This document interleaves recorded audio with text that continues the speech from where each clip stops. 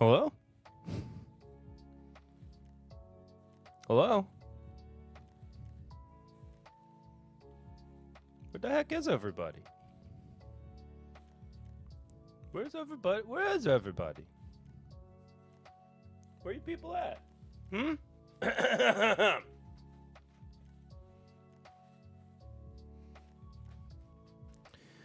Welcome to the stream. Happy Thursday.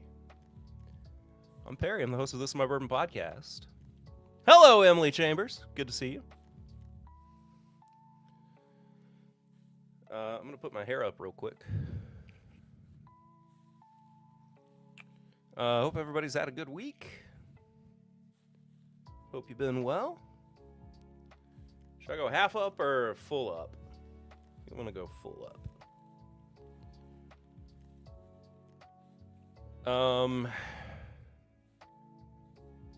Sorry I'm a little bit late.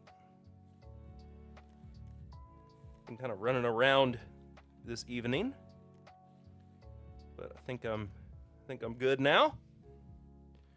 We got a lot to cover tonight. Since I didn't do news last week, I'm kind of catching up on news for this week. Hello, Michael Schneider. Good evening, all you wonderful whiskey people. I have you on in the background as I drive to a Redwood Empire tasting dinner at Beach Chalet Restaurant in San Francisco. That sounds nice. Well, thank you for having us on in the background. Having me on in the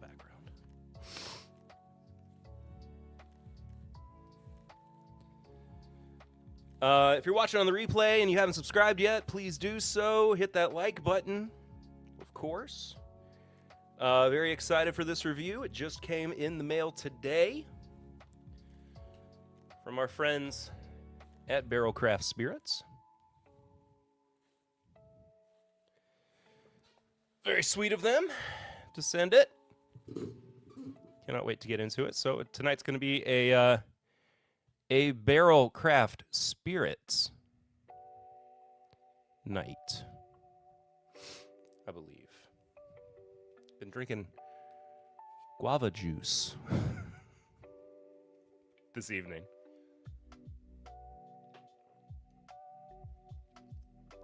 I don't know what that does to the palate, but what are you going to do? It's very good.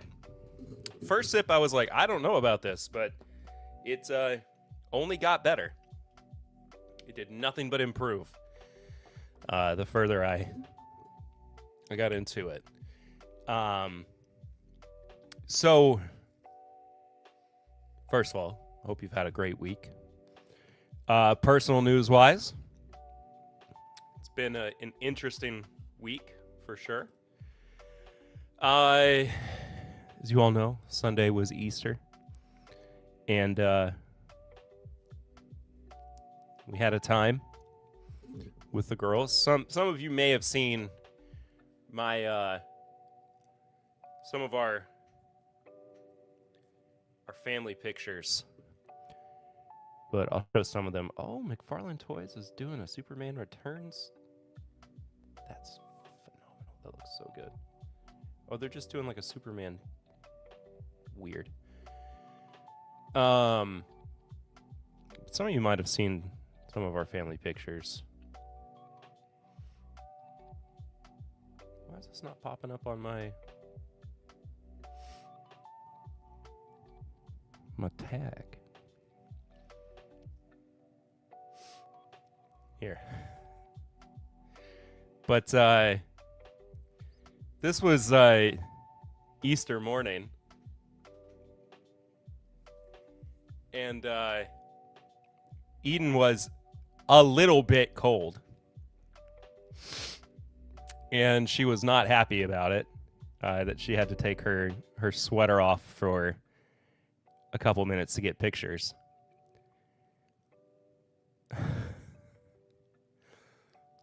And Ella was cheesing.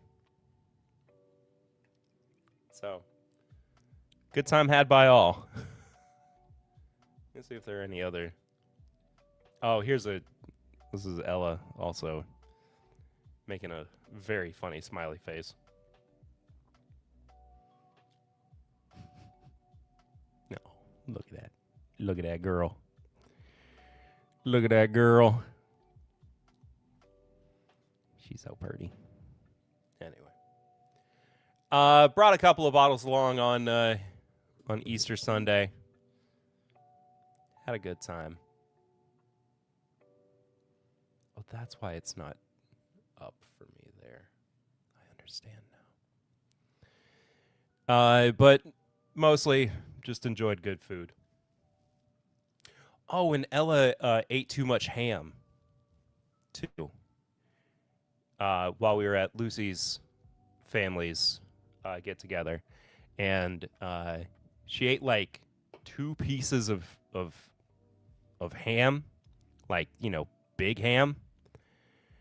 And then she threw up all over the place. And it was awful. It was awful. But anyway, that's really all the personal news that I have. Hello? Yes? Mike? Hi? Something going on? Is YouTube being weird? Can you hear me? Surely you can hear. Are we good? Is everything okay? Is YouTube crashing?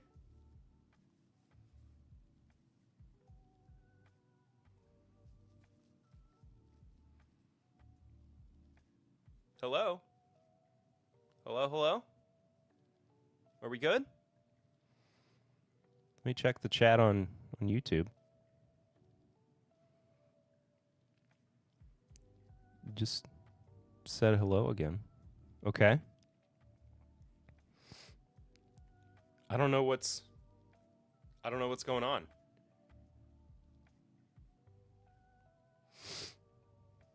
Hopefully everything's all right. I don't know. But what I do know is that it is time for me to open my my liquid death, first of all. And then also time for some whiskey. Because that's where we are at this point in the evening. You know, that's how things go around here at Tim Bip Live. This is my Bourbon Podcast. We're going to start with... Where are you? Batch 31. My connection is flaky, but I'm here. I think something's going on with YouTube. I think there is a YouTube problem.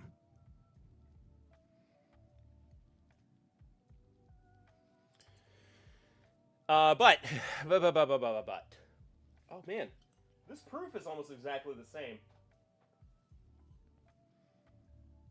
It is exactly the same. That's crazy. Okay. Actually, we're not going to start with that. I'm going to hold off on it. We're going to start instead with batch 36 of Barrel Bourbon, or as my wife would say, BARRELL Bourbon.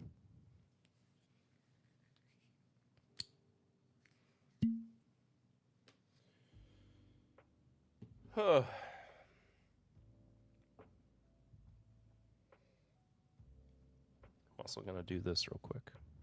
What's everybody drinking? Anything? I know Mike Schneider is driving, so hopefully he's not drinking anything.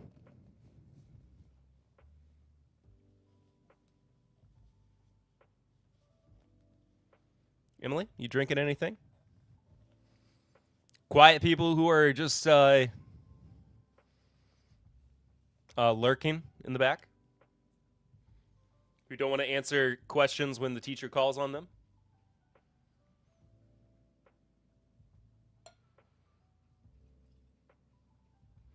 Maybe there's somebody... Do we have somebody from Barrel who's watching the stream tonight? I did tag them. So I also have not had batch 36 in a hot minute. So I'm excited to try it again. Also, I feel like I sound sick. I'm not. Just, again, my allergies are flaring up. I can't get over how good this guava juice is.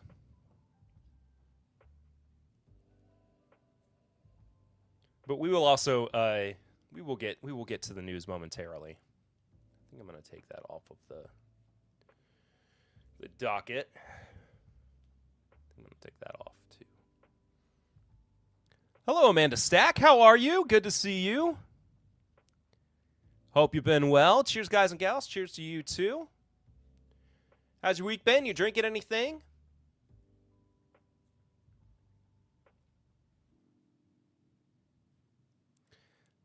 What part of the chocolate bunny do you bite off first? I go feet so it can't run away. I'm an ear man. I'm an ear man.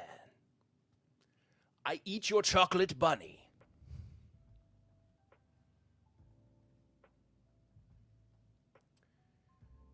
Oh boy, what a week it has been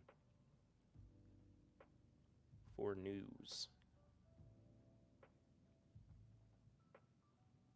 I feel like I forgot to pull something up too.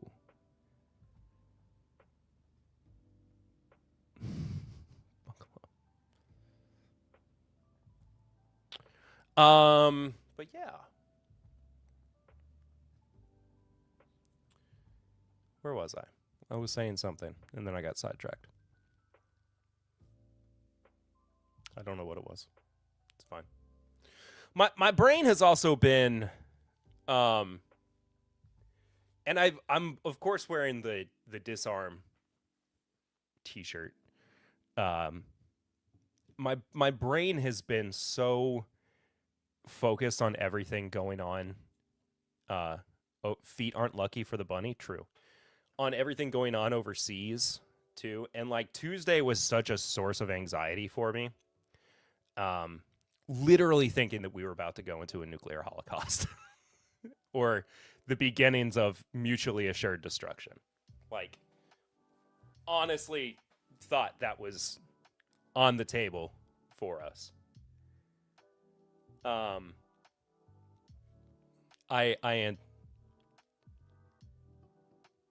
I was answering when you came on and said hello. Oh.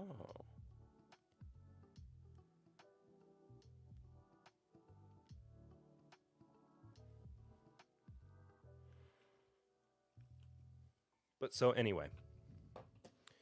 I mean, and things are still very tense over there as well. So it's not like I'm my fears have been completely assuaged.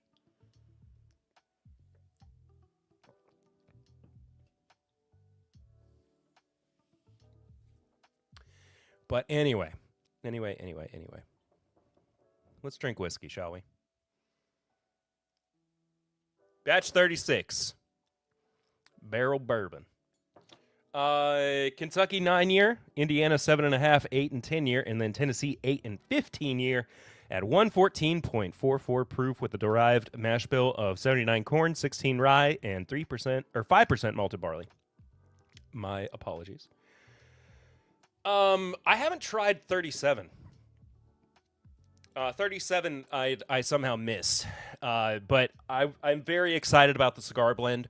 We'll get to it here in just a bit. Excuse me. Very, very excited for it. Yes. Yes.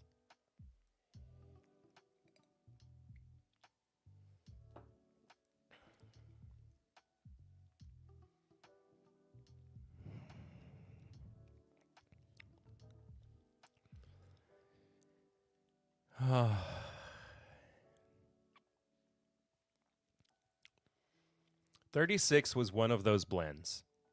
It was one of those batches where I feel like I said it at the time, And I still feel this way, that it is going to be a batch that people hold very, very dearly, as like a favorite from Barrel. I think that's a crazy sign. I think that it's going to still be held in high regard. I don't know if it won any awards or anything.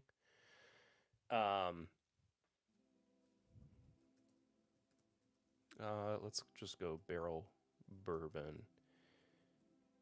Bats, no. Batch 36.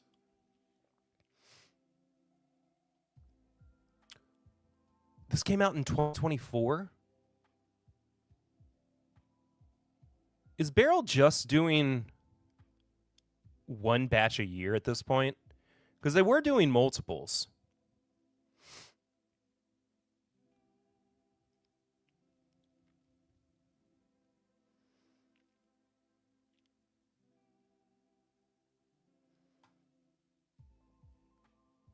Let's see how Breaking Bourbon rated it.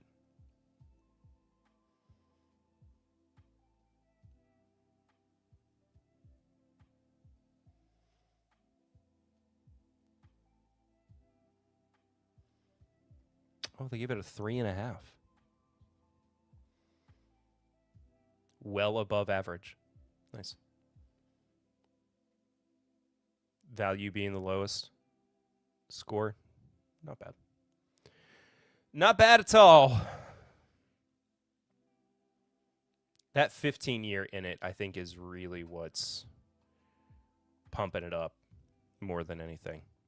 But, man, it's good. That's an empty glass. I almost took a drink from an empty glass.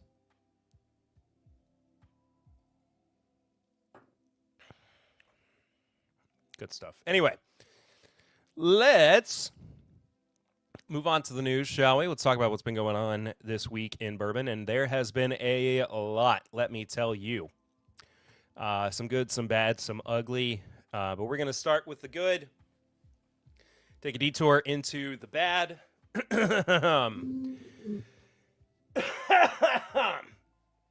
Excuse me, and then we'll talk about TTB labels like we always do. If you've never watched a stream before, you've never seen me cover the news, I like to provide commentary on what has been happening over the week as well, both critically and otherwise. But here we go. Kicking off with new releases and things that have been announced on the market. Coming from Maker's Mark and Keeneland, their 2026 Greats of the Gate bottle. This is a series that they have been doing over the past couple of years. This new bottle is Northern Dancer, which was a Hall of Fame racehorse. And if I'm not mistaken, first Canadian-bred horse to win both the Kentucky Derby and Preakness Stakes. So not a Triple Crown winner necessarily, but was a very successful racehorse. Limited edition bottles will arrive at select Kentucky retailers on April 16th, following the $650,000 Maker's Mark Mile held during Keeneland's Spring Meet. The annual series is designed to designed to celebrate iconic thoroughbred racehorses while raising funds for Kentucky-based nonprofit organizations. Very cool. The bottle features artwork by Tyler Robertson, incorporating teal and yellow polka dots. And there you go. Just a good looking bottle. This year. Excuse me. I don't remember the ones that they've done in the past. Of course, they've also been... Okay.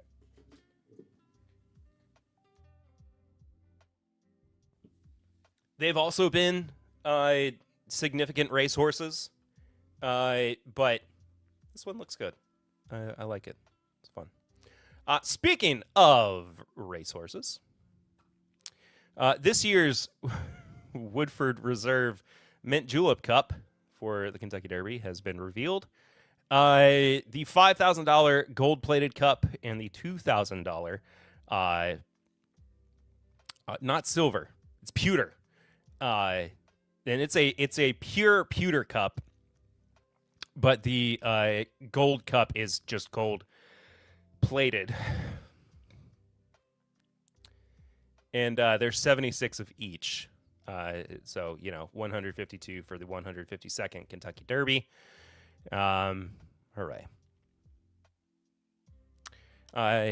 Each cup is handcrafted by Graham Newton from the vault and features a sculpted thoroughbred horse surrounded by 13 stars representing the original 13 colonies.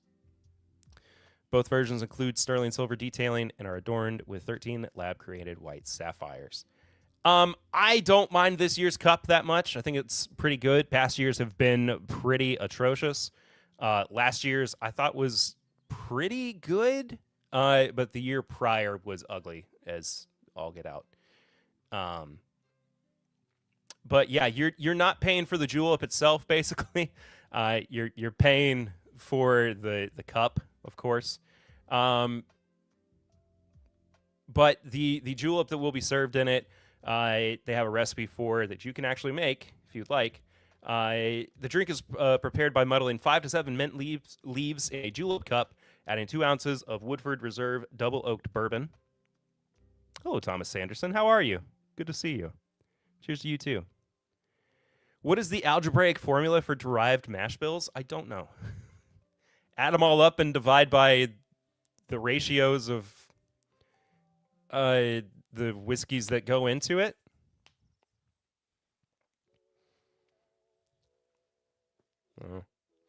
Modeling 5 to 7 mint leaves in a julep cup, 2 ounces of Woodford Reserve double oak bourbon, and 1 bar spoon sweetener made from sugar maple syrup with cinnamon and nutmeg.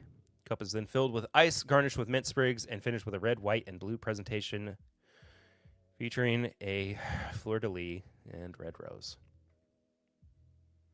Which is so funny because they didn't do that for this picture. New Barrel Cigar Blend is amazing. I cannot wait to try it. I have not gotten into it yet. I will do so here in just a bit after we're through with the news. But moving on, Jack Daniels.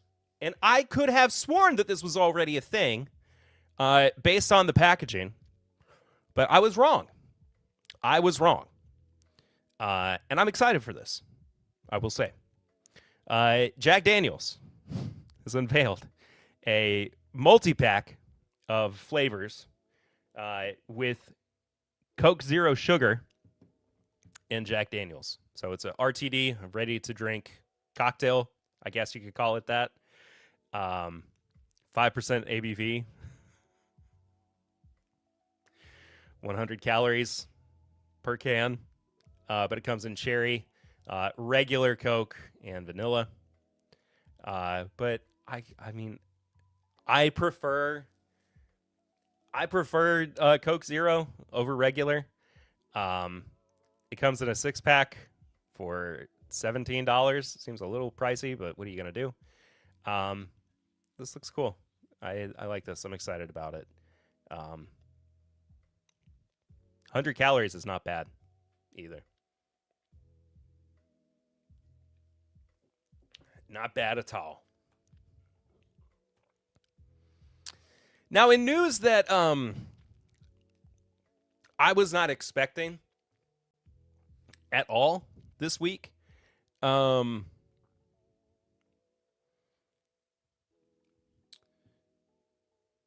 when it was announced earlier this week, like when I got the press release, I had to do a double take a couple of times, and I just I don't know what to make of this, but what a collaboration. Oscar Mayer has teamed up with Heaven Hill and Evan Williams, and they now have a maple bourbon thick cut bacon that has been cured with Evan Williams.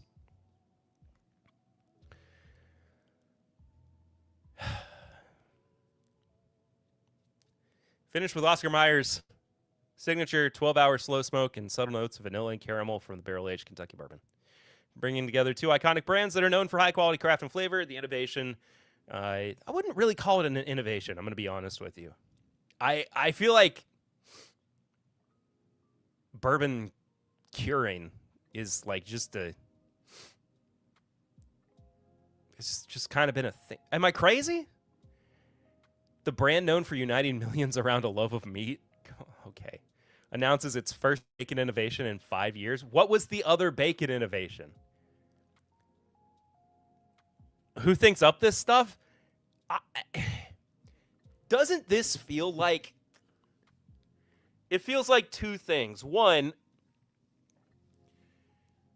it feels like somebody going, okay, bourbon sales are down, so we need to get people more interested in bourbon again. And also, we gotta bring the vegans back to meat.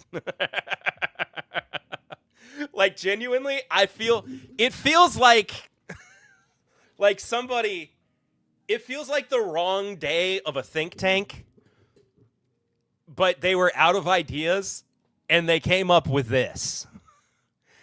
And I mean, it's probably fine.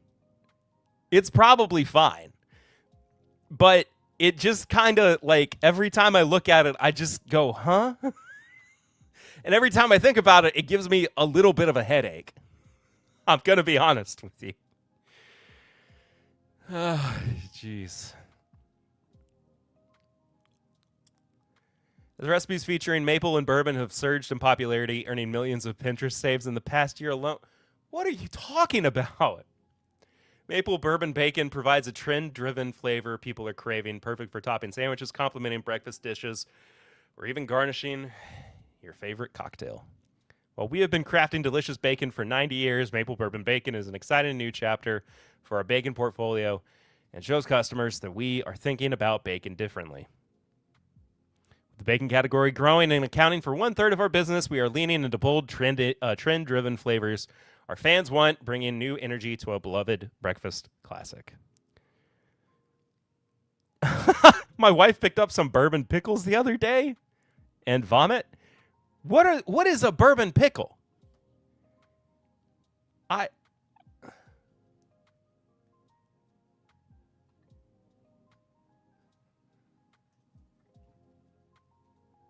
come on. Bourbon pickle.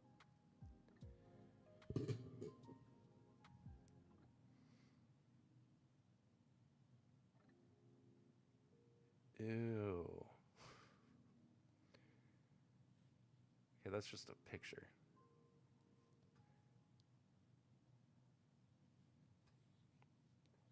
Oh, why do you call it that? Why is this the name of your business? The Pickle Fetish Company and Pickle Museum? Master's Hand, made with real whiskey bourbon pickles. There's also this from Sam's Club. Spicy maple bourbon fresh pack pickle chips. And they're hot. Bourbon pickles are better than pickle bourbon. Hello, Clifton. How are you? Good to see you. I've never had pickle bourbon. Why is this such a cheap? Why is this so cheap? I don't want to zoom in.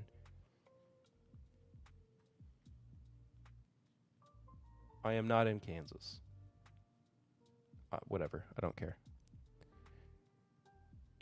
Why is this pick so much cheaper? 78?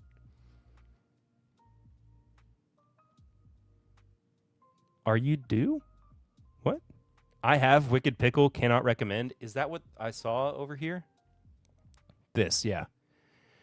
Spicy pickle whiskey. I'm good. I'm good.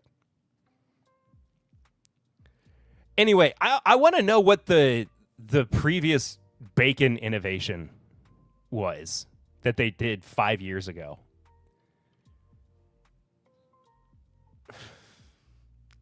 I don't even know how to search for that. Oscar Mayer new bacon product 2021? No.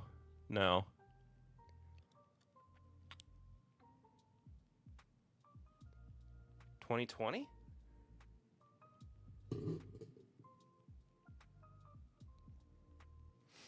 Oh, are you doing the Evan Williams bacon I can't type and eat?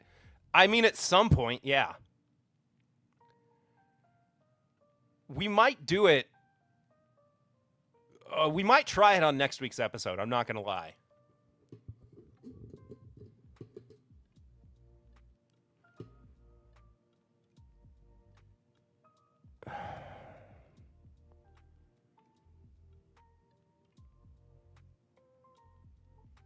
"2020 Bacon Report, Bacon Buying Bonanza."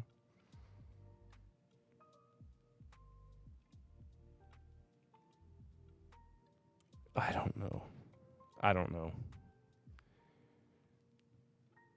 Anyway, this is crazy. I am interested in trying it. It just kind of threw me for a loop. Anyway, Basil Hayden has got a new rye. It's the Golden Rye. Of course, it's going to be 80 proof. And they have a new 3-tier portfolio. The updated structure organizes all current and future releases into 3 tiers. Versatility, $36.99. Creativity, $49.99.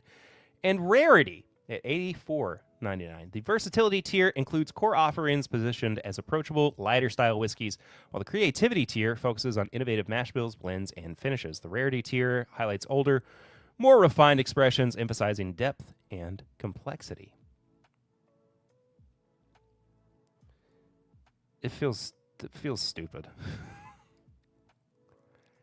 But the Golden Rye is going to fall into the, what are they calling it? The versatility category. I think they're really stretching it when they come up with these new products. Here's my thing. Who is this for? like genuinely, I don't know who this is for. I don't have a good grasp on who the core market for Basil Hayden is these days. Like, I know that there are a group of people who only want 80 proof whiskeys, but at the same time, are they really asking for like them to continue to innovate on the Basil Hayden brand? Like, I just don't. Ooh, a Sporked article.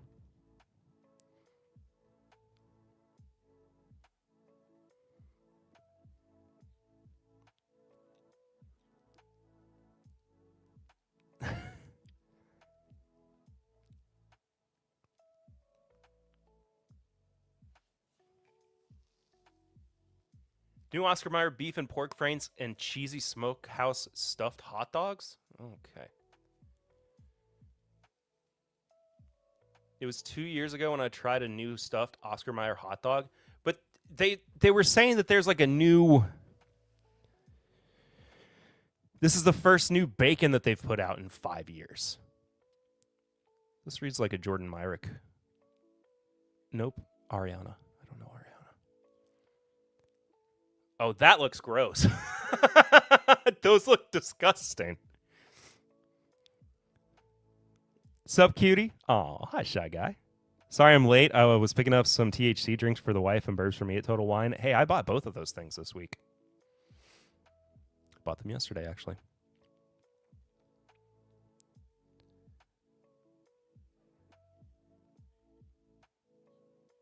Meh, Basil Hayden, yeah.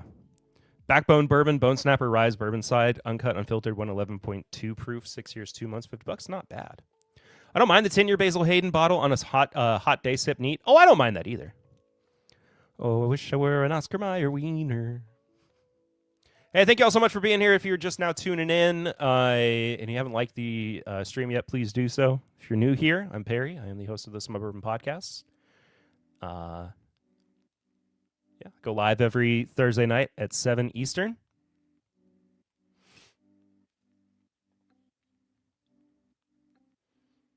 And that's, yeah. Support the show on Patreon, patreon.com/My Bourbon Podcast. If you want to tip the show while we're live, head to the Stream Elements link that is pinned in your chat or at the description below. Picked up some Jimmy John's Turkey BLT, no mayo, add on hot peppers for that calorie counting for dinner. Nice. Anyway, the introduction of Golden Rye represents a strategic evolution from the brand's previous malted rye expression while maintaining the same mash bill. The new name and position emphasize approachability, brightness, and versatility, aligning with the updated tiered portfolio structure. The rarity tier is anchored by Basil Hayden 10-year, representing the brand's more mature and complex expressions.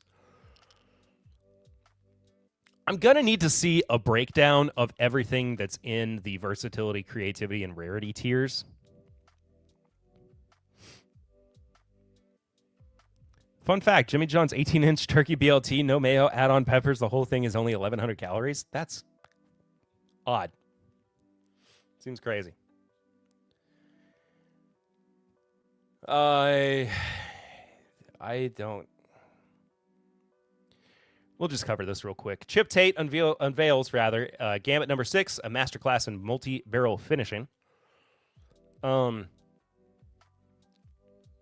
Gambit number 6. It's a revolutionary 6-year-old Kentucky straight bourbon whiskey that pushes the boundary of traditional whiskey. Crafted by visionary master distiller Chip Tate, this release features 6 distinct barrel finishes: Chardonnay, Cab Sav, Apple Brandy, Muscatel, Oloroso Sherry, and Tokai. Same guy that did Ampersand, the Ampersand collection. So, suggested retail price of $70. 92 proof, non-chill filtered. It's interesting. The bottle. I hate all of those finishes. Maybe together they're fine. Who's to say? I don't know. I would like to try it. I think I have an email introducing it to Giga Finish. I have an email, I think, somewhere where somebody muscle milk finished bourbon protein. Where somebody brought this to my attention, so I probably will try to get a bottle or sample or something.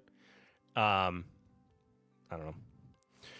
Kentucky Artisan Distillery unveils 15 and 25 gallon single barrel program. We're moving on to some of the more not intricate, but some of the finer news coming from distilleries and businesses. Kentucky Artisan Distillery is offering single barrels in a smaller capacity of either 15 or 25 gallons, which become double oaked, as well as the industry standard 53-gallon barrels. Bottles featuring personalized labels are usually available for pickup at the distillery the next day, making this the ultimate souvenir. So, guests begin their single barrel selection process by tasting 5 different mash bills, guided by one of KAD's distillers. Smaller bourbon companies that release finished products tell me their baseline bourbon is probably bad and have to hide the flavor with finishes. True.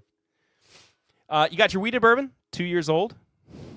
That's going to taste like wet hay. 70% corn, 20% wheat, 10%. I'm not going to go through all these.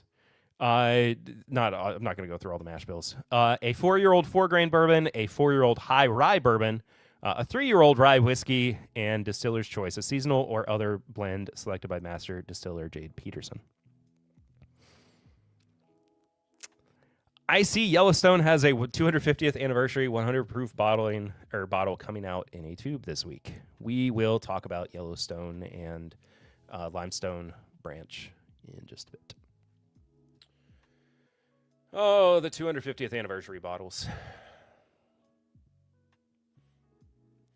Consumer prices are dependent on the mash bill and are before taxes. 15-gallon barrels produce approximately 65 to 75 bottles at barrel strength and are priced at $37.85 to $56.78, 50 to 75 per bottle. The 25-gallon barrels produce approximately 115 to 125 bottles at barrel strength and are priced at $52.99 to $79.49, 42 to 63 per bottle. I love 2-year-old wheated bourbon. I hope it's minimum $80 because that's such a good age statement and deserves to cost a ton.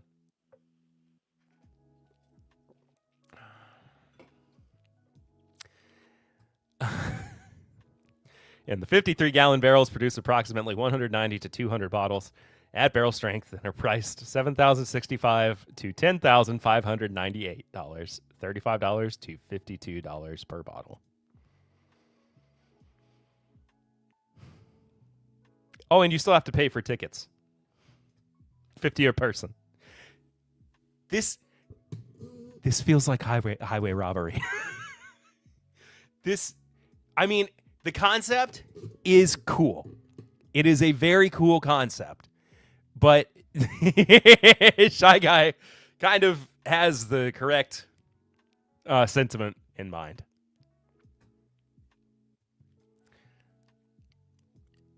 Yeah. Very odd. Very odd.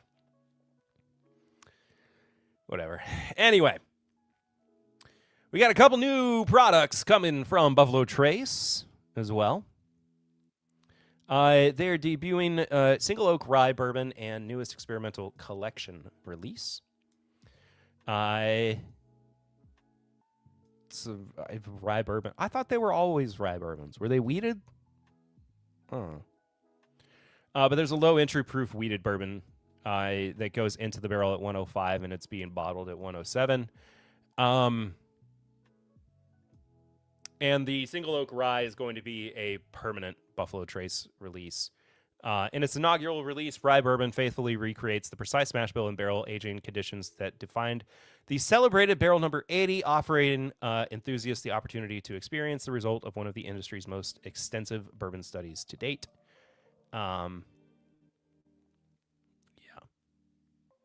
It is a thing. Yeah.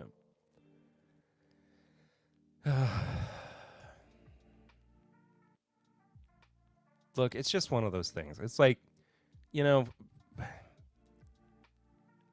I like this because it is at least slightly different from Buffalo Trace, but I'm more interested in the experimental than I am the Single Oak. No, it's a rye bourbon, Mike Schneider, but it's just...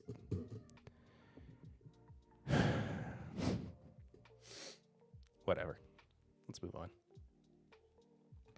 Speaking of Kentucky artisan distillers, Jefferson's Bourbon in Holland, America launched first cruise ship aged bourbon.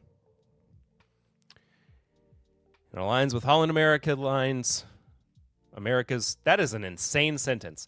The initiative expands Jefferson's Ocean Aged at Sea Bourbon Series and aligns with Holland America lines America's 250th celebration. So Single Oak is a series that Buffalo Trace has done. They said in the article since 1999, which was a project that they did where they tested out different expressions of bourbon. I'll let it be explained here from what's actually written. The Single Oak Project began in 1999 when 96 oak trees were hand-selected from the Missouri Ozarks.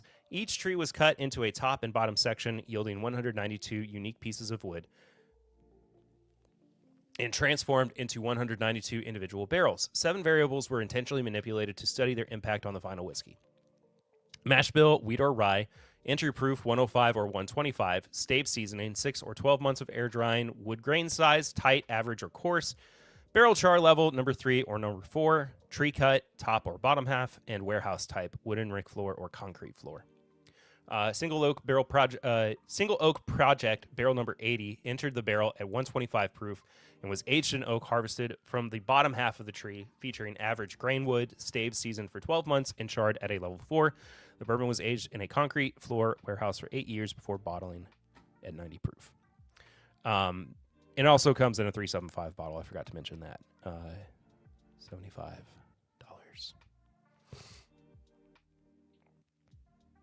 So, yeah, that's the guts of it, I suppose.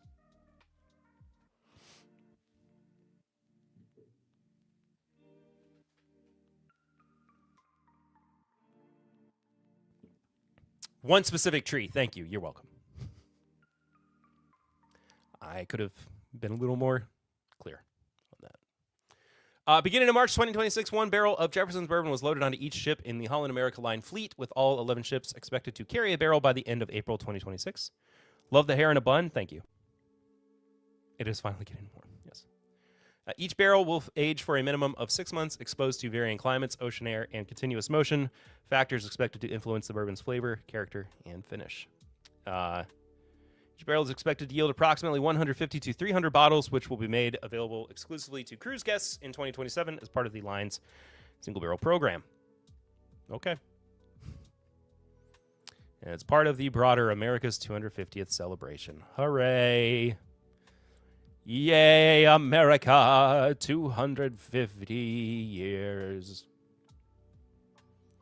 Redemption is getting new packaging as well, which looks nice. I love that my donation is still the most recent donation and stuck up in the corner. Yeah, if you wanted to support the show monetarily while we are live, hit the Stream Elements link and get Shy Guy's donation where he says, I smell like dick cheese off. Because if you do donate through the Stream Elements link, your donation message will go to the will be shown on screen. Or if you want to do it directly through PayPal, Venmo, those are also below.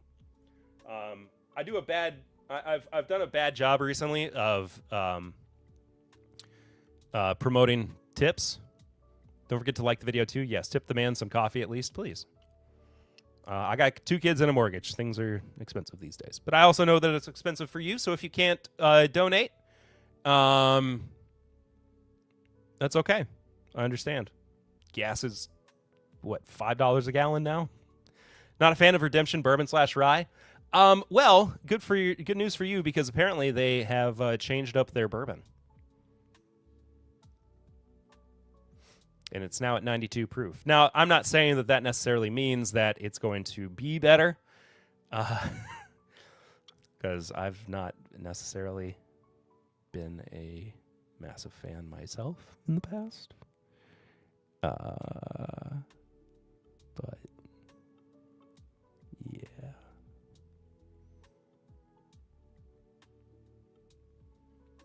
We'll see. 92 proof. Anyway, new bottles look great. We'll see if the product follows suit. I was going to cover this last week. We're going to get into some of the more intense stories of the week now. And kicking us off, I say intense. There's some stories that are little more down.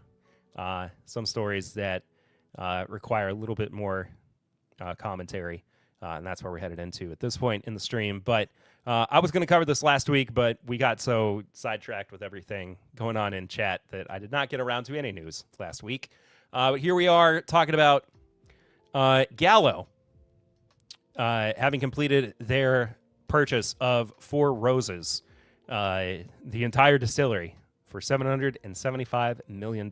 Initially, if I remember correctly, they were up for sale for around $1 billion, or that was their valuation at first. And yeah, it wound up selling for $775 million, which is not bad, of course. But yeah, Thomas Anderson, love Four Roses products. Hopefully Gallo doesn't bleep it up. I hope so as well. Now, in a perfect world, what we will see is Gallo being a parent company in the sense that they're not a helicopter parent, and they just let Four Roses continue to do what they have done best,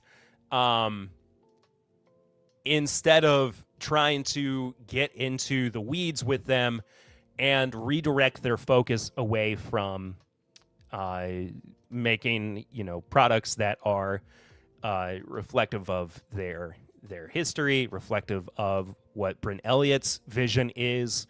And I think it's funny because when I covered this initially, that Gallo was potentially going to purchase Four Roses.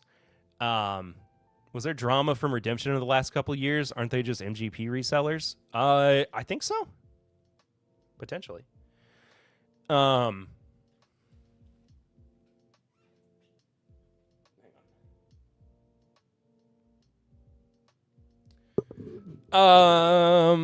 I think somebody in chat said that they would find it very funny if after Gallo purchased Four Roses, they started selling Four Roses in gallon jugs.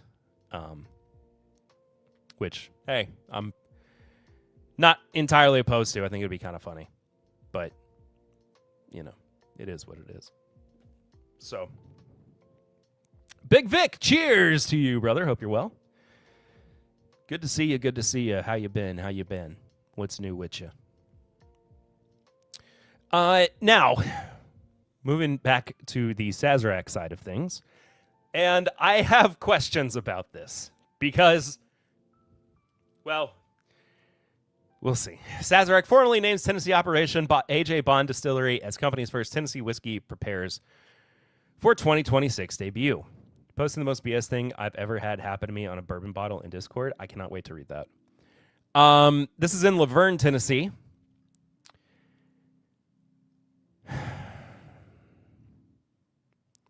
They've called it AJ Bond Distillery.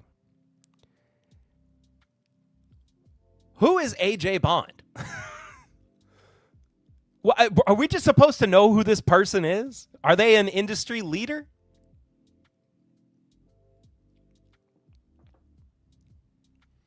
The name honors the bond between industry visionaries Alyssa Henley and the late John Lunn, whose shared passion and decades of experience helped bring Sazerac's Tennessee whiskey ambitions to life. The company entered the category in 2016 with the acquisition of the Popcorn Sutton Distillery facility. Distillery facility is hard to say. Retaining the skilled production team led by Henley and Lunn. Continued investment in equipment and facilities followed, culminating in the relocation of the operation in 2019 to its current home in Laverne, where their legacy continues through ongoing production and aging. So AJ Bond is just nothing. It's Alyssa John Bond.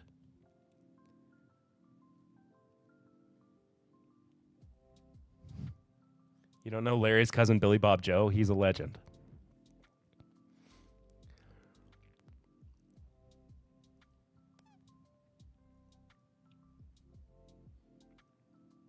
AJ Bond name honors Henley and Lunn's partnership, which was cut short in 2023 with Lunn's passing. Well, that's unfortunate, and yeah, that's a bummer. So anyway, just a weird name. Just a weird naming convention, I feel like.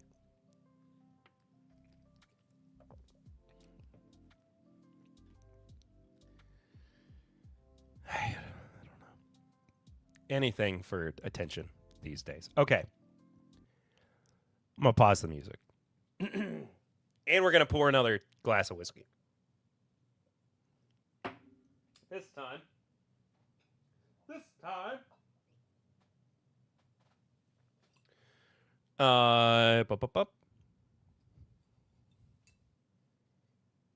Barrel Bourbon Cask Finishing Series Mizunara.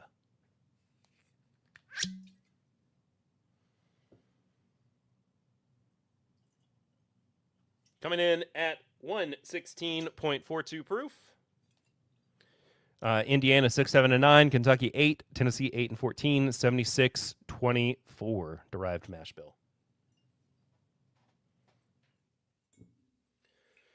Off you go, batch 36. In you come. Cask Finishing Series Mizunara. Okay, so in a world of stories that just seem to continue to hit the industry with more and more aggression at production and futures feeling unlikely. We got news this week, and it was very sudden and shocking. that MGP was going to shutter production at Limestone Branch and Lux Row for what they said was going to basically be a year. And I'm a little hesitant to say that this is the same function of shuttering that was happening or that led to happening that led to the shuttering of James Beam, Jim Beam. Even though the reasoning ostensibly remains the same, or at least the reasoning provided by MGP, because they did say that there was a production shift amid industry oversupply. The temporary idling will take effect on May 1st, 2026. MGP cited an oversupplied whiskey market characterized by excess capacity and elevated inventories as the primary driver behind the decision. Distilling operations will continue at the company's primary facility in Lawrenceburg, Indiana, to support ongoing brand and contract production needs. The decision will affect 33 employees across the two Kentucky facilities. MGP stated it is working directly with impacted employees to provide support during the transition. Despite the production pause, other operations, including warehousing, bottling, and barrel programs, will continue uninterrupted. Excuse me. Now, here's the thing, because I feel like I remember reading that even though they were going to keep some of their workers employed, I feel like I remember reading that they were going to be working with their employees to make sure that if they did get furloughed, there were options available to them financially. And so here that is one of the reasons why I am feeling unconfident about what's gonna happen with Lux Row and in Limestone Farms, or Limestone Branch, excuse me. The reason I said Limestone Farms is because Thomas Sanderson had a question about Limestone Farms. I will talk about that in a minute, because I did want to cover what's happening with them. But we'll get to that. I have something in my eye now. While I try to work that out. Here's what my gut is telling me.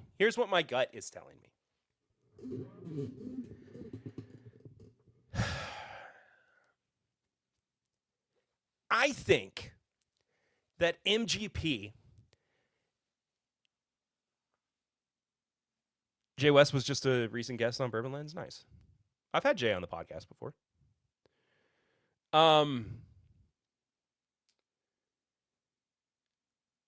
MGP, a distillery who recently was very upfront about the financial issues that they had in 2025, who have continued to be pretty transparent about the issues that they've had financially across the board. I am concerned that they are trimming the fat, and this is the beginning of their trimming the fat. I just saw something. Hold on.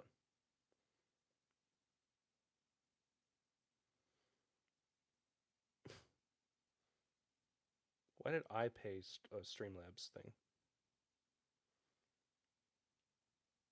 Interesting. And I'm not saying that like shutting the distilleries down so that they can, realign production, as they keep saying, is a full indication of it.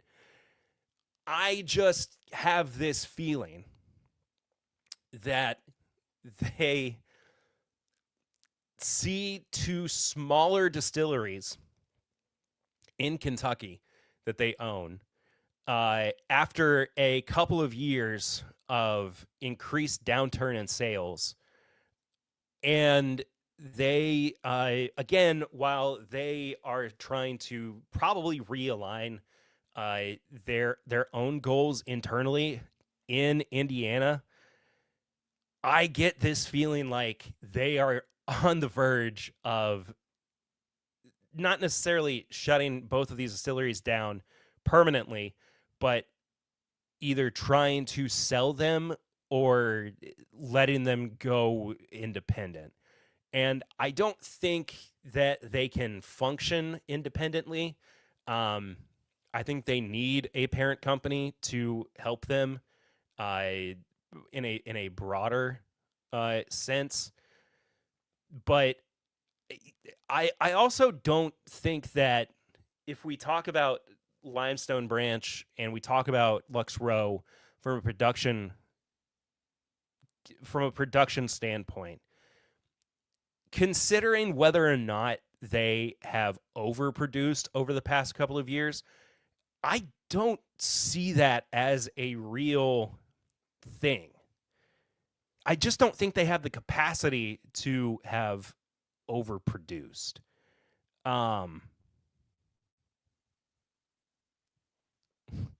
Wife with Masters in business read that article, and like she said, world's effed, market's volatile. In a year, if it doesn't get better, they're probably going to look at selling those distilleries. Like that's my assessment, essentially. Like I don't.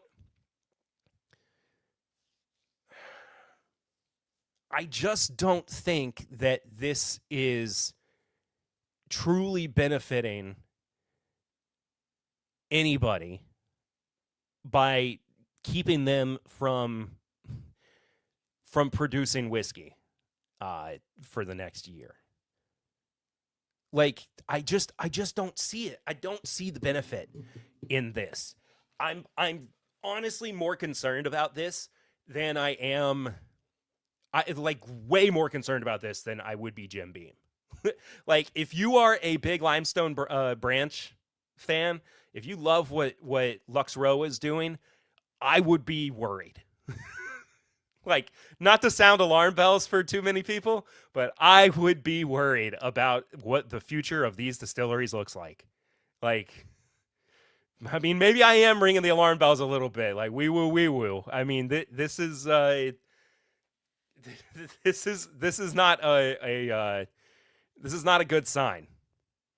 Market's volatile, oversaturated, boom's gone, price for everything is skyrocketing, and people don't want to pay those prices. Yeah, production's cost increased, cost of living increases. Yeah, it's not good. Anyway,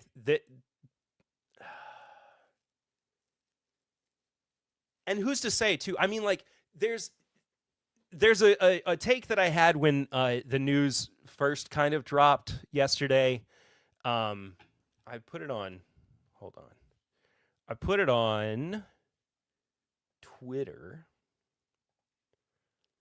or X, the Everything app. Oh, that's cool.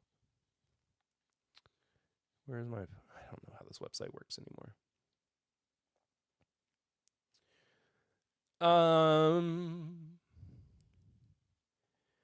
I said, well, I don't predict this is going to destroy the future of these distilleries. And this was before I like really sat down and thought with this. I do fear that they will see a sharp downturn in their overall market favorability. This doesn't feel like that we have a lot in stock that Beam was purporting for their shutdown. Even if they are saying that it's to align with their current inventory, the abruptness of it feels a bit off for me, having witnessed and covered as many of these shutterings as I have over the past 2 years. This seems different. And I think the difference really is in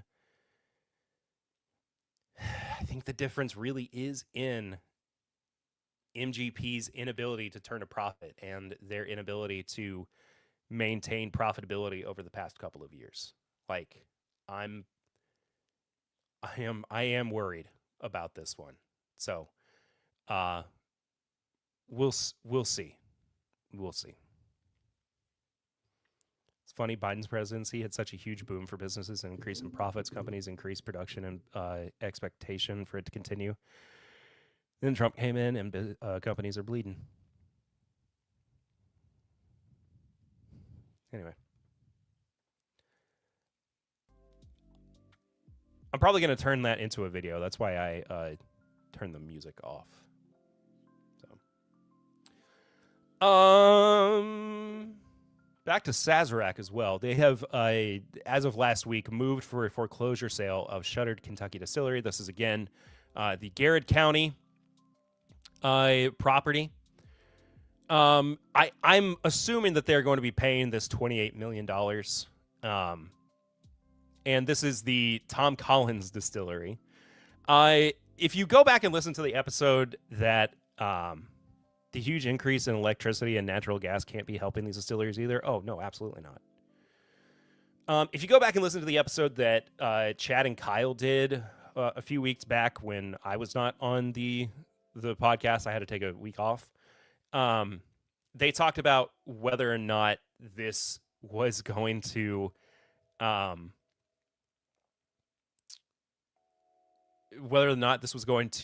be the facility that was going to be used for like RTDs or product that would go into RTDs for Sazerac. And I think the name Tom Collins is pretty indicative of that. I think that's pretty funny, honestly.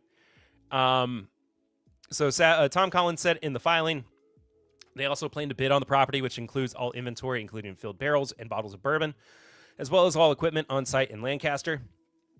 Sazerac, which owns Buffalo Trace Distillery in Frankfurt, you all know that, has not commented on plans for the property in Garrett County. If Tom Collins is not the winning bidder, then Sazerac still will be owed the $28 million judgment, according to the filing. I don't understand how that works. I don't know how that works. That's crazy, though.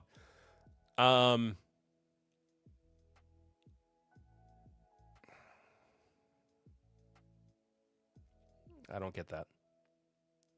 But I guess because they've asked for a foreclosure sale to be ordered on the property as a whole by the master commissioner within 90 days. I don't know. Now, this is interesting because I wanted to point to this before we move to the more updated version of this story.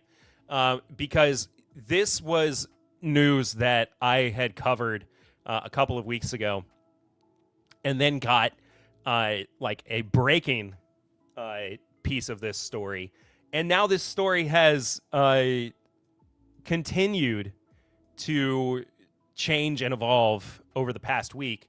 But Brown-Forman did confirm back at the end of March that they were in talks with Pernod Ricard to partner with them. And our initial commentary on it, our initial thought was whether or not they were going to operate in tandem with each other, or if one would be a parent company to the other. In this case, looking like we thought that Pernod Ricard would be the parent company, but it did turn into it being a, as Fred put it, partnership. Now, this has changed even further as of today. Sazerac is turning into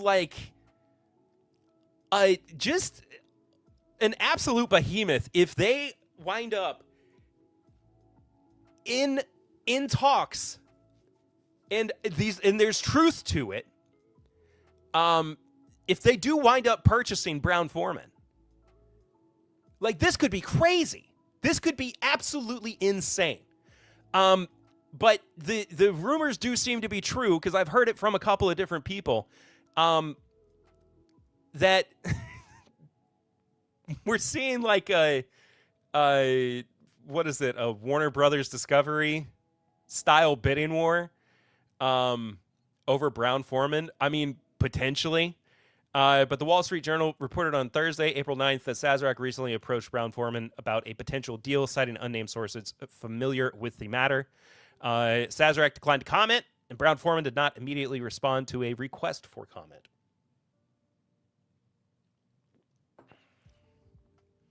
Shares of publicly traded Brown-Forman jumped more than 15% by mid-afternoon on the news that a bidding war might be in progress. I mean, this is crazy. Not a done deal till it's a done deal. Oh, yeah, of course. Team up would unite two whiskey giants. Brown-Forman owns Jack Daniels, as well as Old Forester, Woodford Reserve, Herradura Tequila, and other brands. Sazerac owns, of course, all that stuff. I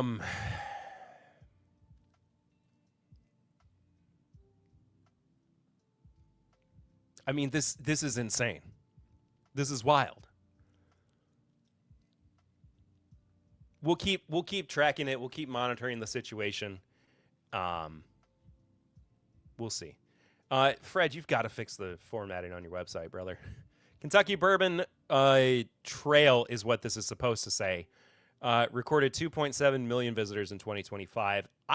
I know that this is still like a good number. I can't remember if it is down though from where it was before. I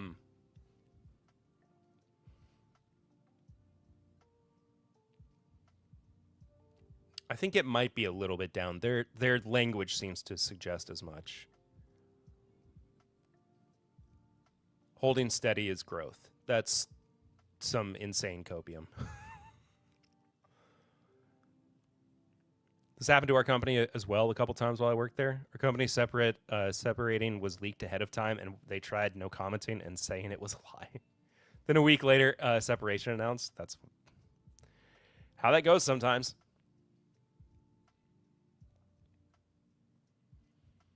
Geez, 62% of visitors reporting household incomes above $100,000 and 95% saying they highly approve of their distillery experience. Jeez.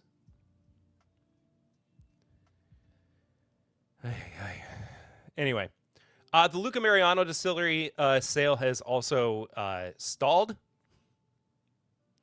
They've been working through a potential sale in bankruptcy court, but on April 7th, it abruptly pulled the plug, filing a motion to withdraw from the sale. No reason was given.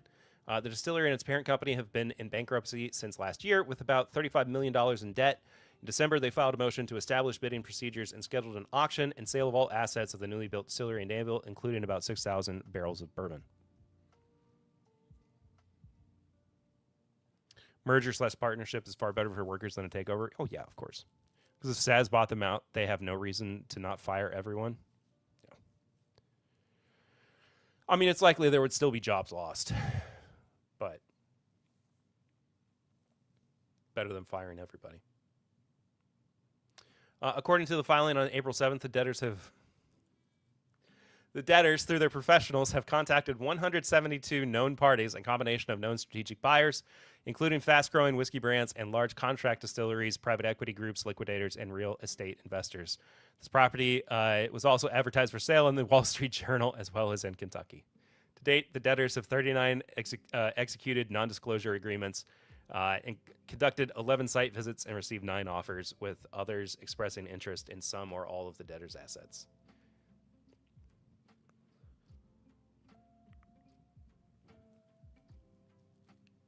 I'm so for real. What if it was Fawn Weaver?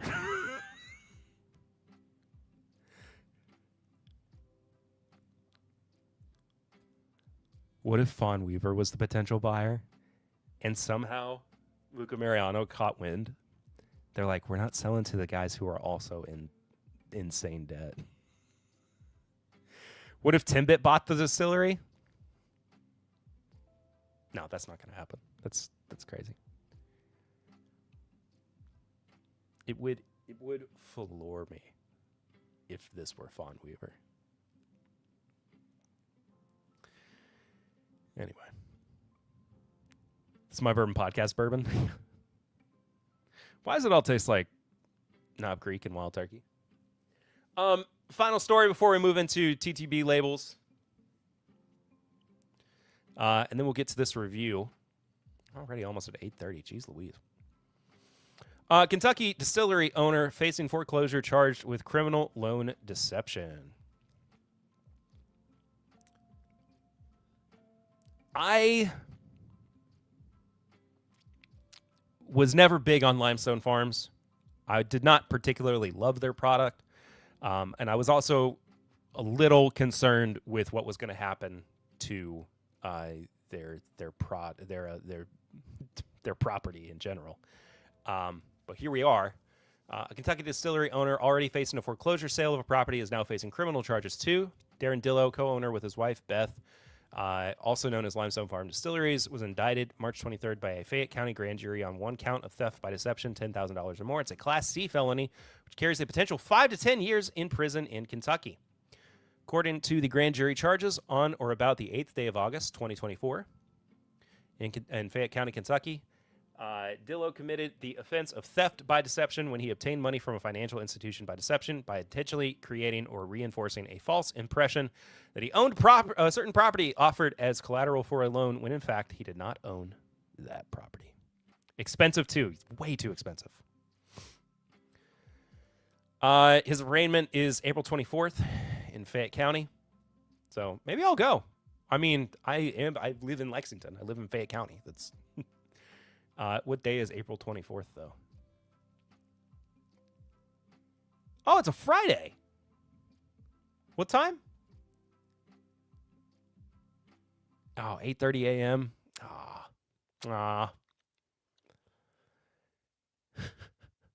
Last week, a Scott County judge ordered foreclosure and sale on property linked to the financially troubled distillery, which is now on the Kentucky Bourbon Trail. But the distillery's website now appears to be down, and it is unclear if it is still open. The distillery once included Kentucky football legend Tim Couch. I don't care about that. It's irrelevant. Sale was ordered to satisfy more than $800,000 in liens and other debts related to the construction of a distillery, bottling plant, and other facilities on that site. I mean, just insane, brother. Just insane. Court never starts on time. True. Another company, Woodford Excavation and Transport of Versailles. Yes, if you do not know this, if you do not know anything about Kentucky, by the way, we do have a city that is pronounced not Versailles. Even though it is spelled that way, we pronounce it Versailles because it's Kentucky. Also filed a lien last year against Limestone Farms for nearly $1.3 million for site development work on the Paynes Depot Road property.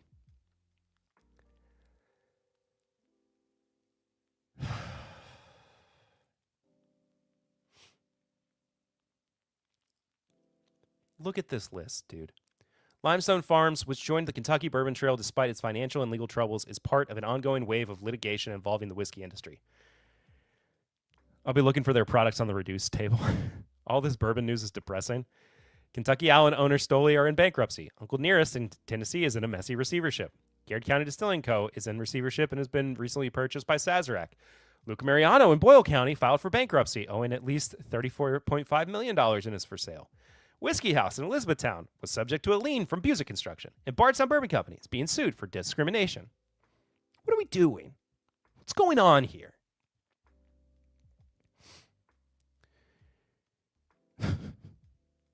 Joe the Sample Guy, what's going on, man? How are you? Good to see you. Shy Guy, I don't have the energy to properly respond to this. But I think it's safe to say that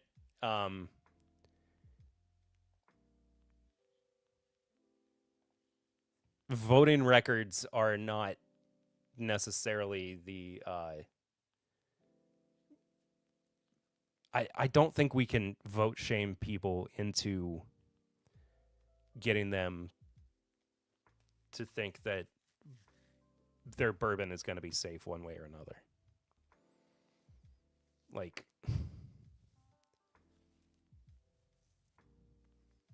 I know what you're saying, but vote shaming doesn't work.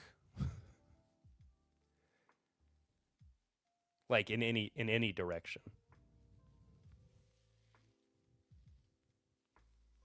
Anyway. TTB labels. APW. Ass Pocket Whiskey from Derek Trucks. Heritage Kentucky Straight Bourbon. 11 years old and 100 proof. It's a shame that so many... I'm not going to read all that.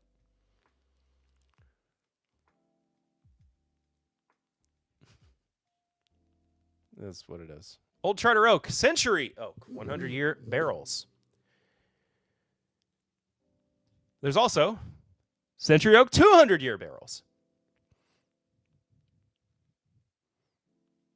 Yeah, ass pocket. It goes in your butt pocket, you know.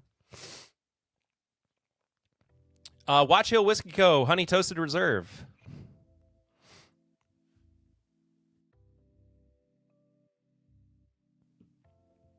Okay. Blend of straight whiskeys finished in toasted oak barrels and honey barrels. 115.5 proof, 8 years old. Batch 38 of barrel bourbon. 12 years old Kentucky, 9 and 10 Indiana, 12 and 15 Tennessee, 8-year Maryland, 111.38 proof. It's one naughty looking Glen.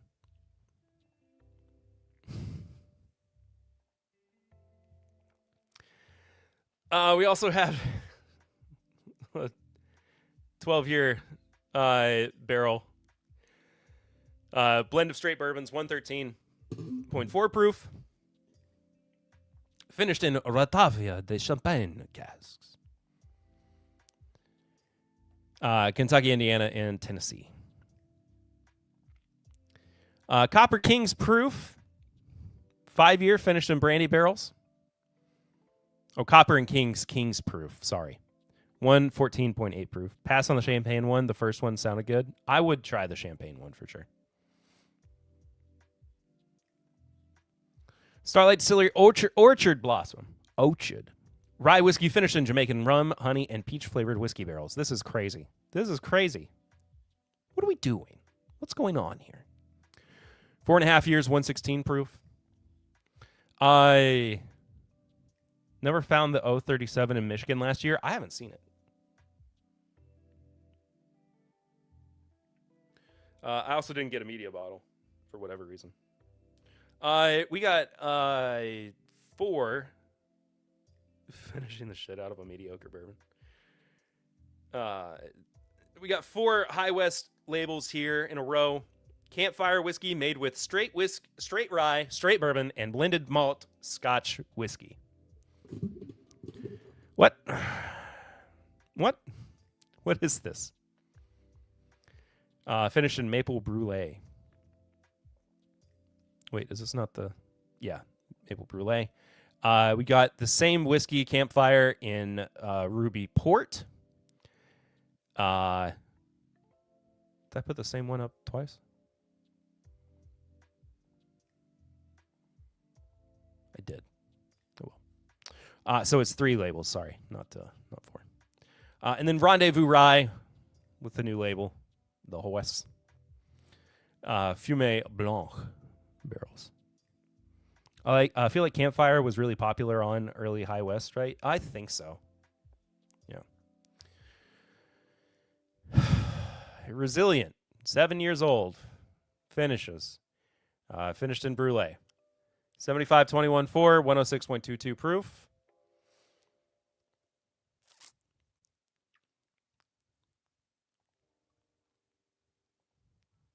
America.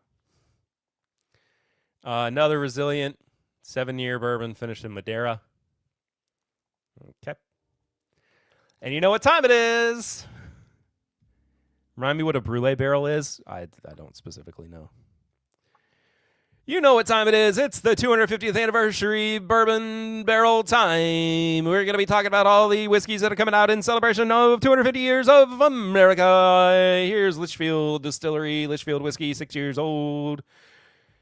100% Connecticut grown corn, 92 proof. Litchfield Distillery, Litchfield, Connecticut.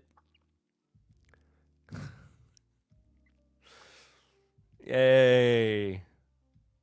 Oh, I don't want to read the back of that label. That sucks. AI art. AI label. No. 9 years old Zach. I don't think this is a 250th anniversary label. I think it's just yucky. Rare cask finish double oaked bourbon, distilled in Bardstown, bottled in Cox's Creek, 125 proof. The backbone of our American dream is fighting men and women. Brave amongst us, volunteer. Old Zach wouldn't have it any other way.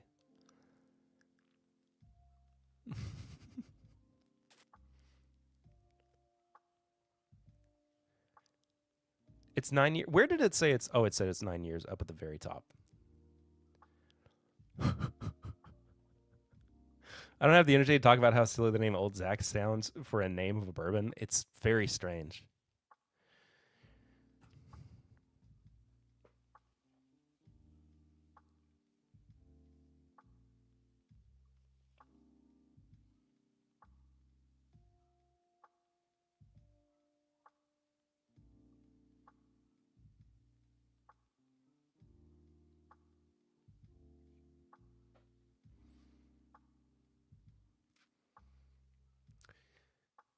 True American bourbon whiskey.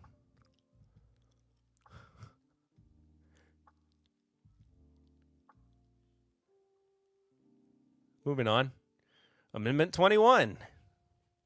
Made with red, white, and blue corn. Straight Michigan bourbon whiskey. Bottled by Grand Traverse Distillery.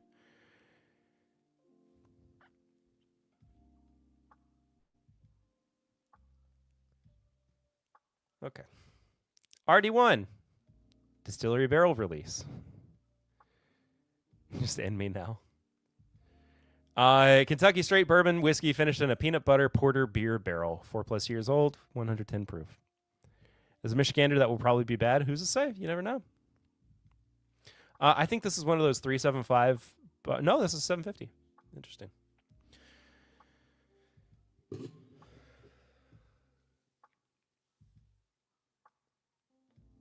Man. It's butterbeer finished bourbon.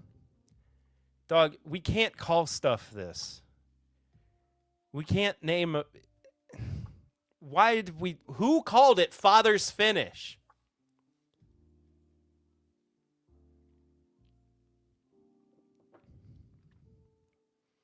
Not a fan of any Grand Traverse stuff. Yeah, find your sweet spot. Find your sweet spot for Father's Finish. Thanks, Sweetens Cove. I hate it. I hate it. Find the clit bourbon.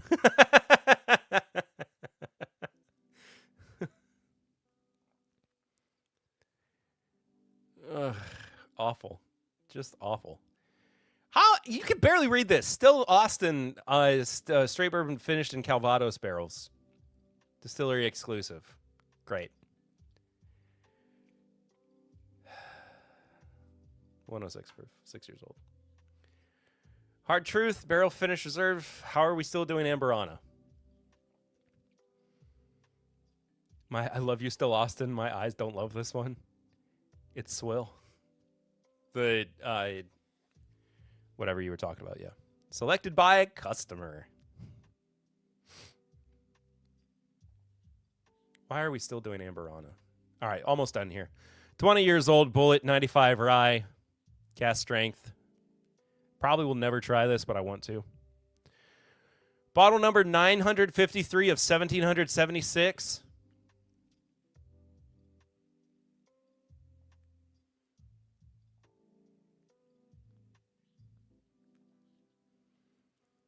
Penelope Bourbon, 92 proof.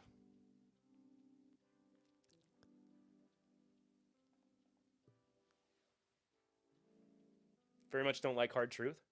Brewmaster, what's up? Long time no see. Yeah, I hope you've been well. Good to see you, man. How you been? Fiddler Combine. Wait, I covered this one already. Didn't I? I did cover that one. Lost Barrel Bourbon from Whiskey Thief. Forgotten Reserve, Kentucky Straight Bourbon, 11 years, 6 months. Okay. I love this label. I don't know what's going on.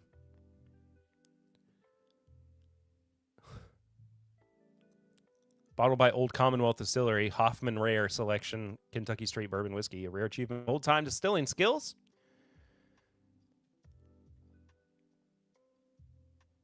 Very cool. Love it. Boone County Founders Reserve Mizunara cask finish. Dark Souls bourbon, yeah. And then finally, Single Cask Nation online exclusive, Clear Creek Distillery. Fine, whatever. Folks, that's all the news is fit to print. Thought Amberana was done. Me too. I'm so sick of Amberana. Truly. Oh, that was so much news. Sorry.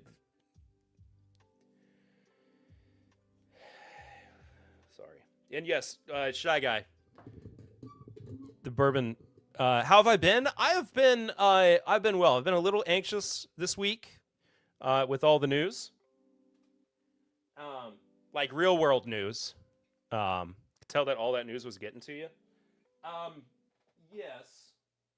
But like the real world news has been a lot. Bourbon news is bourbon news. Like I take that for what it is because I can only take it too seriously, you know. But otherwise, I've been good. I've been a lot better than I have been, you know. First of the year was pretty tough, but things are getting better. Got to run, everyone. Cheers. Thomas Anderson, thank you so much for being here tonight, my friend. Hope you have a great rest of your evening. Disability appeal guy contacted me this morning for the first time, just getting some info before he starts the appeal. Nice. Mentally, I've been better. Physically, my fatigue's gotten rough. I'm very sorry to hear that.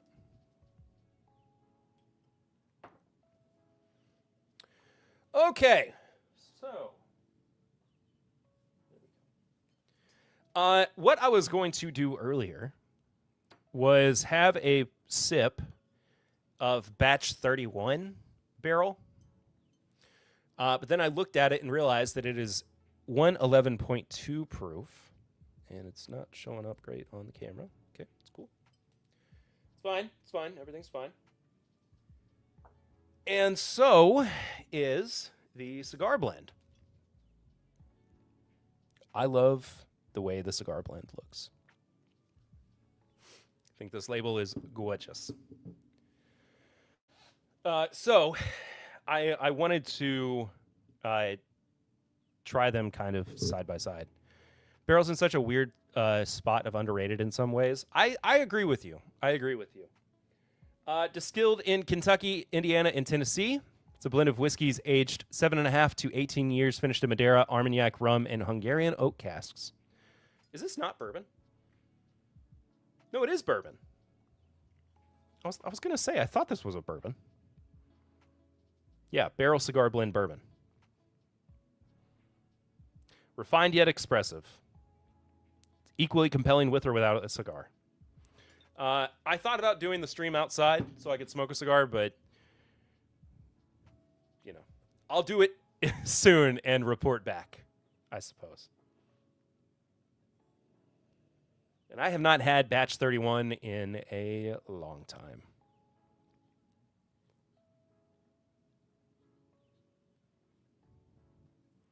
Cigar sounds so good. I haven't had a cigar in a while either. But a cigar does sound nice.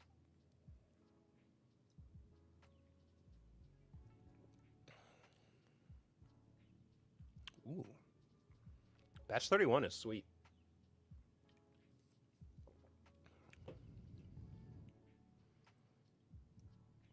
Yeah, I don't think hasn't quite been a year since I've had a cigar last. But it has been a minute. It has definitely been a minute.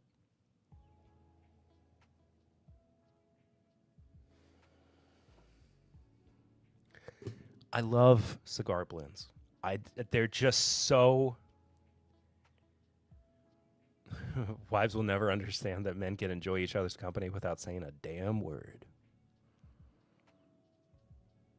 Yeah, but once life combos come up, it does go deep. You're right.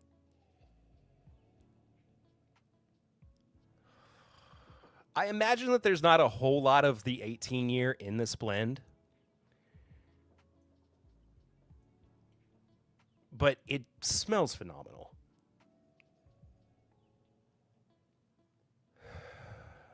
Cigar blends are always so much fun.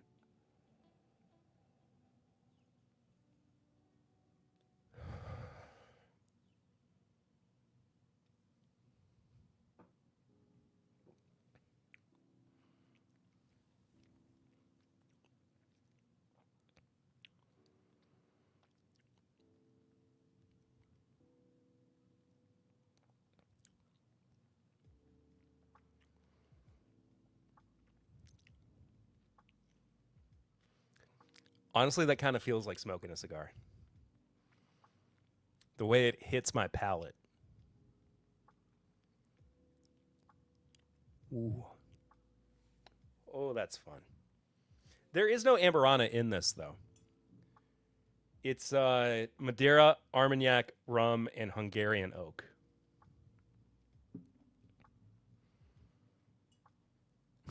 Would wife be upset if a window gets open, a fan gets turned on, and a cigar gets lit? Only one way to find out.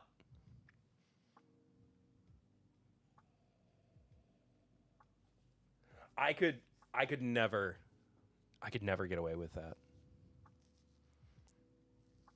I could never get away with that.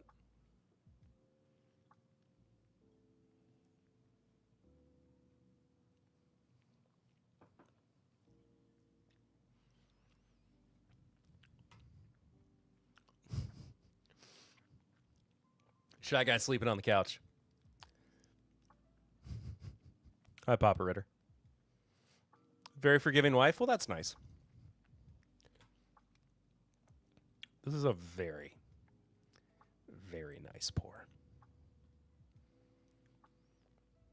It's like it's kind of elegant. Hi, pretty. Aw. My dad said I'm pretty.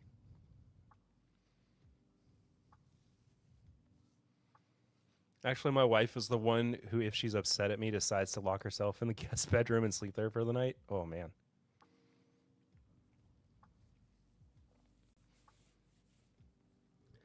I'm a big fan of it's okay. I have never agreed with the advice of don't go to bed angry. I think you've told this story before, Shy Guy. I'm like 98% sure you've told this story before. Yeah, the vomit story. Yeah. She was cool about it.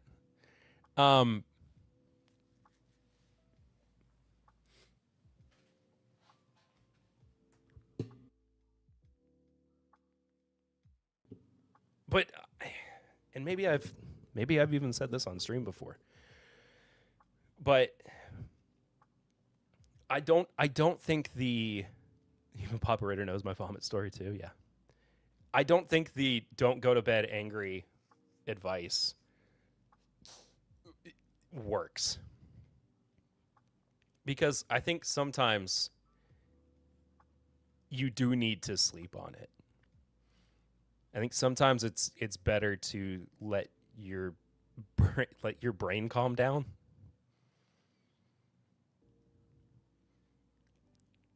Yeah, and sometimes you do get over it with sleep too.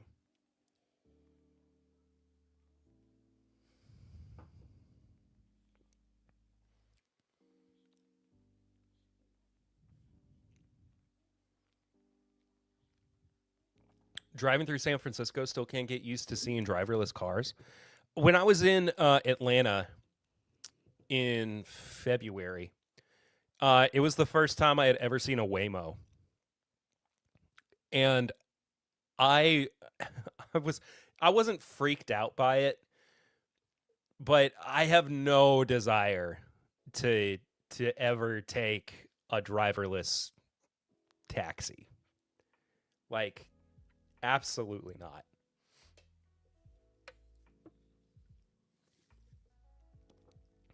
Remember moving to a city and getting used to seeing so many Teslas years ago? That's why I don't drive in San Francisco. I mean, that's one reason why you don't drive in San Francisco.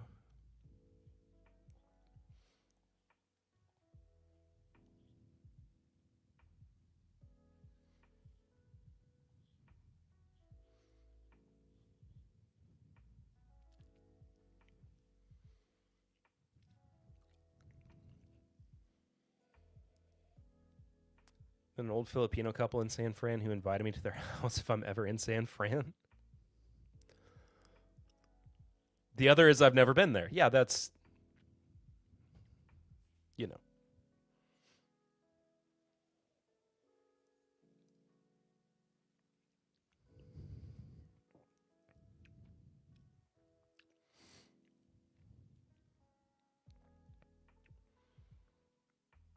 This is just really good.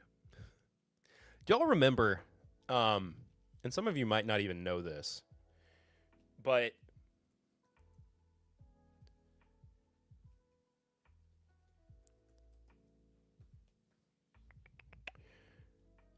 I think it was the cigar rye that they did. Let's see if there were any stories on it. Oh, there's a video on it. There's videos.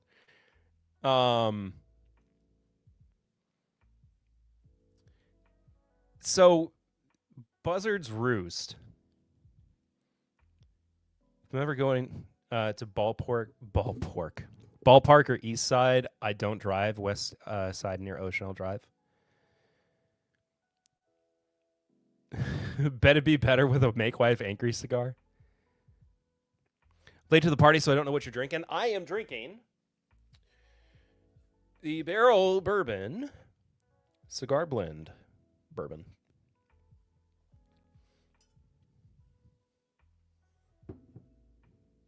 Very good. Love a good smoked ball pork. I'm trying to find like an article about it.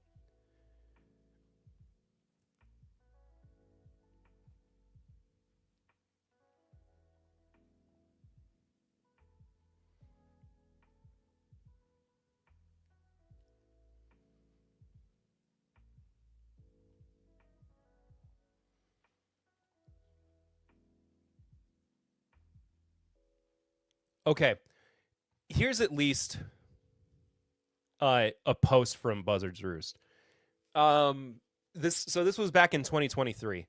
We're sorry to report the release of Cigar Rye scheduled for Saturday, September 30th is postponed. In the meantime, we hope any disappointment can be eased with another pour you haven't tried before. Please visit our website at the link in bio for more details. So this Cigar Rye was phenomenal. And the first, here we go. The first release that came out in early 2023, I think, followed the same process that their second release was going to follow. It was a 4-year-old Indiana rye that was finished in new American oak barrels that were cold smoked with aged tobacco leaves grown in Kentucky. The cold smoking and proprietary toast levels of the barrels used for secondary maturation results in a rye whiskey that offers the delicate sweet and smoky aromas of a fine cigar.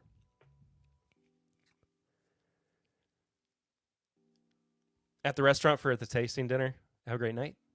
Mike Schneider, have a great night as well. Enjoy your tasting dinner.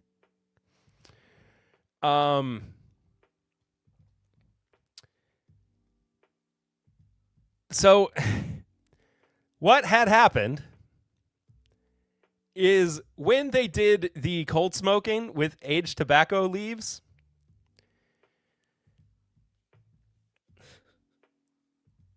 they actually produced nicotine that got into the whiskey. And they didn't they didn't know it, or at least they claimed to not know it. And so somebody found out in between the first and second releases, and that's why they had to postpone the release. And essentially cancel it. Now, I had a sample of the first one back when it came out, and it was really good. It was incredible.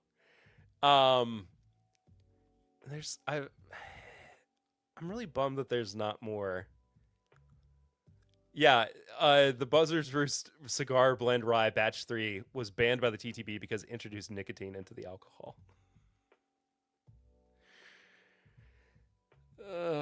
It's so funny.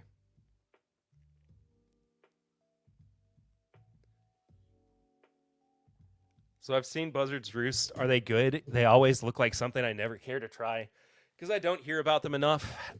They have select bottles that are really good. They are really expensive for what they are.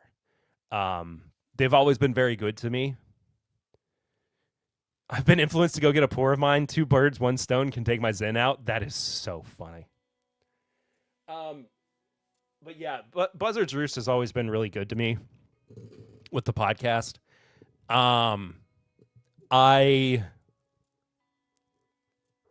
You're really expensive for what you are. Thank you, Ben. He's not wrong, folks.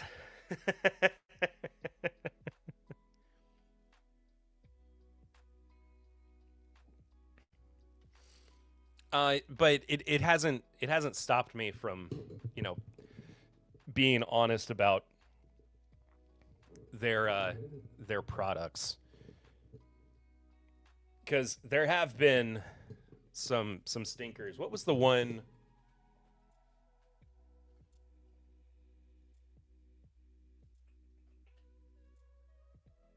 Oh, here it is. This one that I reviewed fairly recently. I don't know if this is going to focus. The 4-grain double oak bourbon. This was bad. like just straight up really bad. I had it on stream and it was awful.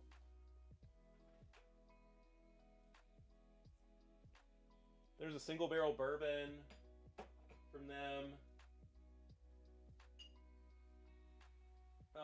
This Ambassador Select Rye was really good. Kindred Collaboration Bourbon. I don't even remember what this was. Was quite good. But yeah, they're just expensive. You know what's the worst? When you get to try a sample of something that's not yet finished and it's amazing, and then it gets released and it's inferior to the product you tried early on to finish. That does suck. Not a big Buzzard's Roost fan, but I do like the cigar I have. That cigar rye was so good.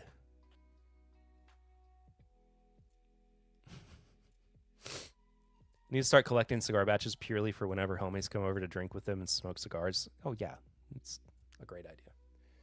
I just wish that I had known what it was that made that cigar rye so good back when it first came out, because I mean it really was amazing, and I just never bought a bottle, even though I meant to at the time, and I finished my media sample. Have you had the Penelope cigar batch? I have not. Someone who loves cigar batches, but they're usually so rich I don't want to drink them by myself. Yeah, that's the other thing too. The Amberana of it all is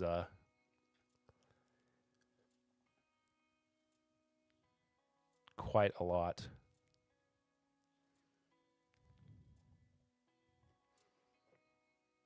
It's just so funny that They didn't know that there was nicotine in their whiskey. Investments for good times with friends, yeah. I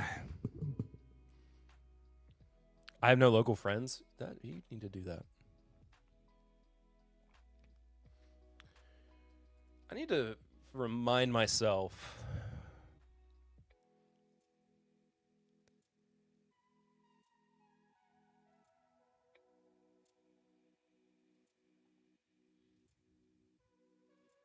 $85.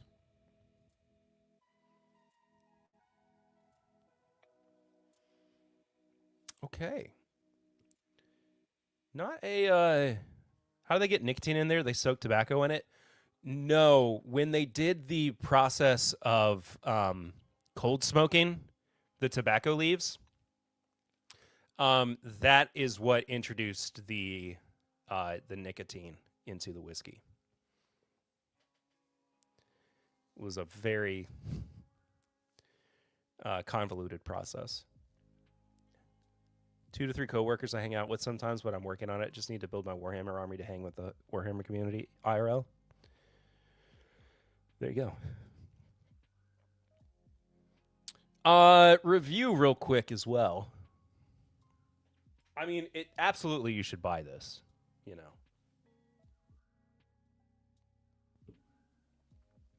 Highly recommend. The fact that there is 18-year-old bourbon blended in here alone is a pretty spectacular feat. Nose is dark. It's fruity. It's earthy. Really, really nice. Like a 3.5 or a 4 out of 5. What a 4.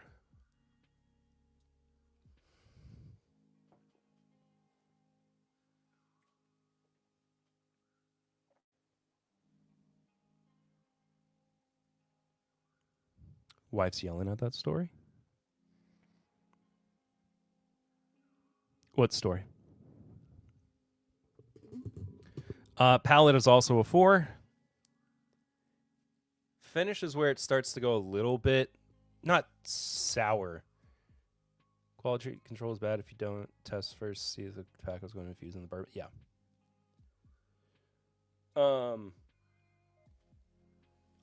The finish is just a little short more than anything. It's not bad.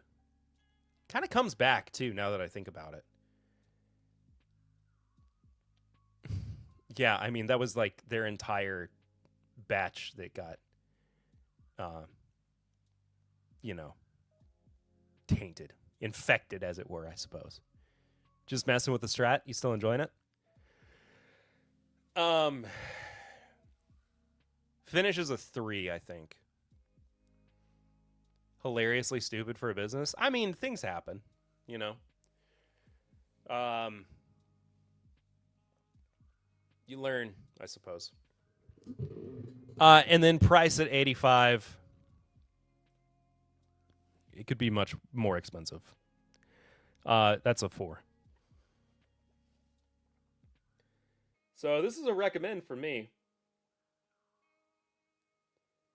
Final score out of 20.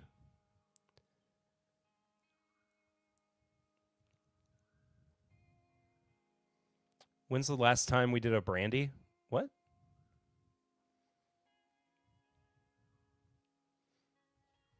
Oh, like reviewed a brandy? I don't know if I've ever reviewed a brandy on the show. Tasted 2 Buzzard Roost Cigars rye. Love both. Yeah, they're incredible. Did a brandy review on stream? Oh, I don't know. I'll have to sometime though. So 8, 12.5, 15.5. I mean, easily recommend. Get it. Get you some. I recommend it. All right, folks. I am going to get out of here. Let you go watch some other streams that are happening tonight. I will be back next week, of course, because I ain't got no reason not to. But I love you. I miss you. I think about you all the time.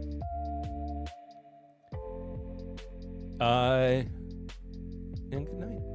Respond to my Discord message when you get a chance. I will. I don't think I saw it. So, anyway, go watch Clifton later. See you next time. Go listen to this week's episode of the podcast as well if you haven't yet. It's a good one. It doesn't. See you next time. Until then, I'm Perry. This is Timbit Live. Bye.